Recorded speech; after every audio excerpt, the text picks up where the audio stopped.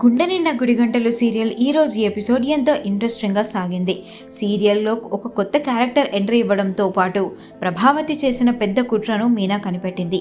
Episode స్టార్టింగ్లో రంగ తమ్ముడి కూతురు సుందరి హాస్టల్ నుండి వస్తూ ఎంట్రీ ఇస్తుంది.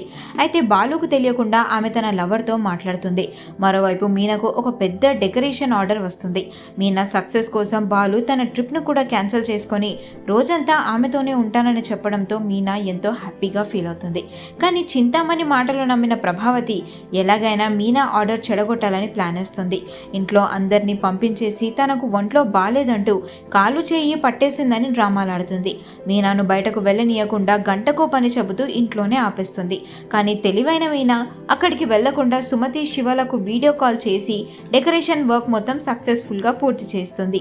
పని పూర్తయిన విషయం తెలిసిన చింతామణి ప్రభావతికి కాల్ చేసి అసలు నిజం చెప్తుంది. వీళ్ళిద్దరి ఫోన్ సంభాషణను మీనా రెడ్ హ్యాండెడ్గా వినేస్తుంది. ప్రభావతి చింతామణిల కుట్ర మీనాకు తెలిసిపోయింది. మరి మీనా వీరికి ఎలా బుద్ధి చెబుతుందో రేపటి ఎపిసోడ్లో చూడాలి.